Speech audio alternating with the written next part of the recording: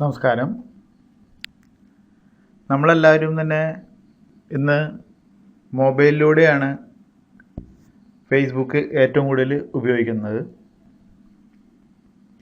Facebook മൊബൈലിൽ കൂടി ഉപയോഗിക്കുന്ന 3G നെറ്റ്വർക്ക് ഉള്ളവർക്ക് പരസ്പരം കോൾ ചെയ്യാൻ സാധിക്കുമെന്ന് വളരെ അപൂർവം പേർക്കേ അറിയുള്ളൂ. അത്തരം അറിയാവുന്ന ഇങ്ങനെ ഒരു കാര്യം അറിഞ്ഞൂടാത്തവർക്ക് വേണ്ടിയിട്ടാണ് ഞാൻ ഈ വീഡിയോ എടുത്തിരിക്കുന്നത്. അറിയാവുന്നവർ ക്ഷമിക്കുക. നമ്മൾ പരസ്പരം കോൾ ചെയ്യുന്നതിന് നിങ്ങളുടെ മൊബൈലിൽ ഫേസ്ബുക്കിൻ്റെ മെസ്സഞ്ചർ എന്ന ആപ്ലിക്കേഷൻ ഇൻസ്റ്റാൾ ചെയ്തിരിക്കണം.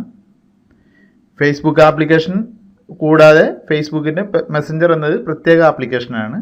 അത് പരസ്പരം ചാറ്റ് ചെയ്യാനും കോൾ ചെയ്യാനും പിക്ചറുകൾ കൈമാറ്റം ചെയ്യാനും, അതായത് സ്റ്റാറ്റസ് പോസ്റ്റ് ചെയ്യാനല്ല. അപ്പോൾ ഈ ആപ്ലിക്കേഷൻ നമുക്ക് ഇൻസ്റ്റാൾ ചെയ്താൽ ഫേസ്ബുക്ക് പറയുന്നത് കൂടുതൽ സ്പീഡോടെ വർക്ക് ചെയ്യും എന്നൊക്കെയാണ്. മെസ്സഞ്ചർ എന്ന ആപ്ലിക്കേഷൻ നമുക്ക് ഓപ്പൺ ആക്കി നോക്കാം. ശ്രദ്ധിക്കുക, നിങ്ങൾ വിളിക്കാൻ ഉദ്ദേശിക്കുന്ന വ്യക്തിയും ഈ ആപ്ലിക്കേഷൻ ഇൻസ്റ്റാൾ ചെയ്തിട്ടുണ്ടെങ്കിൽ മാത്രമേ നിങ്ങൾക്ക് പരസ്പരം കോൾ ചെയ്യാൻ സാധിക്കുകയുള്ളൂ. മാത്രമല്ല, നിങ്ങൾ രണ്ടുപേരും ഫ്രണ്ട്സ് ആയിരിക്കണം. ഫ്രണ്ട്സ് അല്ലാത്തവർക്ക് എങ്ങനെ കോൾ ചെയ്യാൻ പറ്റും അല്ലെങ്കിൽ ചാറ്റ് ചെയ്യാൻ പറ്റും എന്ന് നമ്മൾ സംശയം വന്നേക്കാം. ഫേസ്ബുക്കിൻ്റെ മെസ്സഞ്ചർ എന്ന ആപ്ലിക്കേഷനിൽ നിങ്ങൾക്ക് മൊബൈൽ നമ്പർ ആഡ് ചെയ്ത് കൊടുത്തുകൊണ്ട് തന്നെ ആൾക്കാരോട് ചാറ്റ് ചെയ്യാൻ സാധിക്കും. പക്ഷേ മൊബൈൽ നമ്പറോട് ആഡ് ചെയ്ത ആൾക്കാരോട് നമുക്ക് കോൾ ചെയ്യാൻ സാധിക്കില്ല. നോക്കാം, ഇതാണ് ഫേസ്ബുക്കിൻ്റെ മെസ്സഞ്ചർ ആപ്ലിക്കേഷൻ. ഞാനിപ്പോൾ ഒരു വ്യക്തിയെ നമ്പർ വെച്ച് ആഡ് ചെയ്യാനാണ് നോക്കുന്നത്. ഇതിൽ മൂന്നാമത്തെ ടാബിൽ വരിക. ഇവിടെ ഒരു പ്ലസ് ബട്ടൺ ഉണ്ട്. പ്ലസ് ബട്ടൺ നമ്മൾ ഓപ്പൺ ആകുമ്പോൾ നമുക്ക് അവിടെ മൊബൈൽ നമ്പർ ആഡ് ചെയ്യാനുള്ള ഓപ്ഷനാണ് വരുന്നത്. ഞാൻ എൻ്റെ ഒരു സുഹൃത്തിൻ്റെ മൊബൈൽ നമ്പർ ടൈപ്പ് ചെയ്ത് ആഡ് ചെയ്യണം.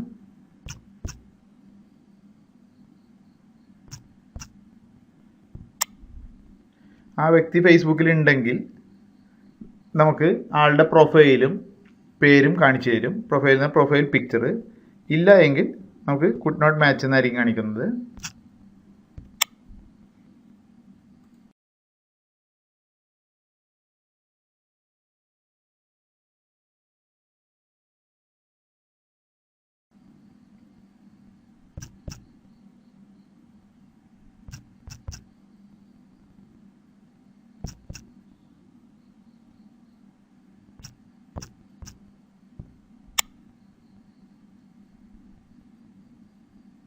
നോക്കാം, രണ്ടാമത്തെ ആൾ ആഡ് ചെയ്തപ്പോൾ ആൾ ഫേസ്ബുക്കിലുണ്ട്.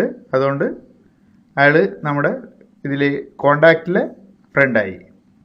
അതേസമയം അയാൾ നമ്മുടെ ഫേസ്ബുക്കിൽ ഫ്രണ്ട് ആവുന്നില്ല ഒരിക്കലും. നമ്മുടെ പ്രൊഫൈലിൽ ഫ്രണ്ട്സ് ലിസ്റ്റിൽ ഇദ്ദേഹത്തെ നമുക്ക് കാണാൻ പറ്റില്ല.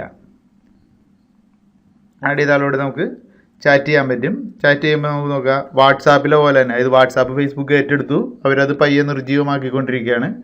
ഇനി അവർ കൂടുതൽ പ്രൊമോട്ട് ചെയ്യുന്ന ഫേസ്ബുക്കിൻ്റെ മെസ്സഞ്ചർ സർവീസ് ആയിരിക്കുള്ളൂ. നമുക്കതിൽ ടെക്സ്റ്റ് ടൈപ്പ് ചെയ്യാം.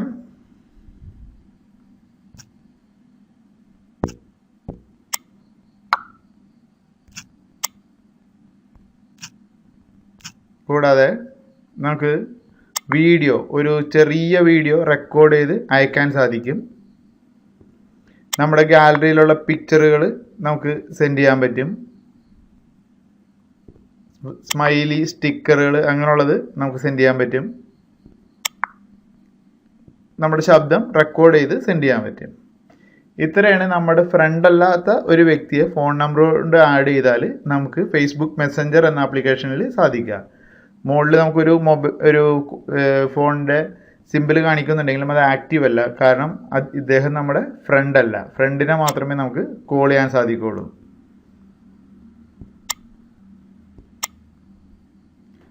നമുക്ക് ഒരു ഫ്രണ്ടിനെ എടുത്തു നോക്കാം. ഫ്രണ്ടിൻ്റെ എടുത്ത് നോക്കാൻ ഇപ്പം നിങ്ങൾ ശ്രദ്ധിച്ചാൽ മനസ്സിലാവും, നമുക്ക് മുകൾ ഭാഗത്തായിട്ട് കോൾ ചെയ്യാനുള്ള ഓപ്ഷൻ ആക്റ്റീവാണിപ്പോൾ. കാരണം ഇദ്ദേഹം ഇപ്പം നമ്മുടെ ഫേസ്ബുക്ക് ഫ്രണ്ട് ആയതുകൊണ്ട് മാത്രമാണ് നമുക്ക് കോൾ ചെയ്യാൻ സാധിക്കുന്നത്. ആ ബട്ടൺ അമർത്തിയാൽ കോൾ പോകുന്നതായിരിക്കും.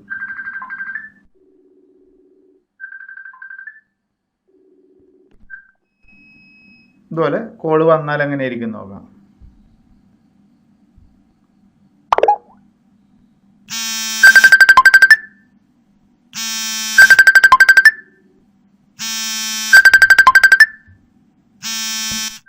കോൾ വേണമെങ്കിൽ അറ്റൻഡ് ചെയ്യാം, അല്ലെങ്കിൽ ഡിസ്കണക്ട് ചെയ്യാം. ഇങ്ങനെയാണ് നമ്മൾ ഫേസ്ബുക്കിൽ കോൾ ചെയ്യുന്നത്. ഇത് തികച്ചും ഫ്രീ ആണ്. പക്ഷേ ശ്രദ്ധിക്കേണ്ട കാര്യമുള്ളൂ, വിളിക്കുന്ന ആളും വിളിക്കപ്പെടേണ്ട ആളും ഫേസ്ബുക്കിൽ ഫ്രണ്ട്സ് ആയിരിക്കണം. ഇവർ രണ്ടുപേരും മൊബൈലിൽ ഫേസ്ബുക്കിൻ്റെ മെസ്സഞ്ചർ എന്ന ആപ്ലിക്കേഷൻ ഇൻസ്റ്റാൾ ചെയ്തിരിക്കണം. ഇത്രയും ചെയ്താൽ നിങ്ങൾക്ക് പരസ്പരം ഫ്രീ ആയിട്ട് കോൾ ചെയ്യാൻ പറ്റും. ഇതൊക്കെയാണ് ഫേസ്ബുക്ക് മെസ്സഞ്ചറിൻ്റെ പ്രത്യേകതകൾ. നോക്കിക്കോളാം. ഇവിടെ ചാറ്റ് ഹെഡ് എന്നൊരു ഓപ്ഷൻ ഉണ്ട്. ഇതെന്താണെന്ന് നോക്കാം. നമ്മുടെ ഹോം സ്ക്രീനിൽ നമ്മൾ വേറെ എന്തെങ്കിലും ആപ്ലിക്കേഷൻ എടുത്തുകൊണ്ടിരിക്കുന്ന സമയത്ത് മെസ്സഞ്ചറിൽ ഒരു മെസ്സേജ് വന്നാൽ ആ അയക്കുന്ന ആളിൻ്റെ ഫോട്ടോസ് ഇതുപോലെ റൗണ്ടായിട്ട് നമുക്ക് സ്ക്രീനിൽ കാണിക്കും. നമ്മളതിൽ പ്രസ് ചെയ്താൽ ആ മെസ്സേജിലേക്ക് എളുപ്പത്തിൽ പോകാൻ സാധിക്കും.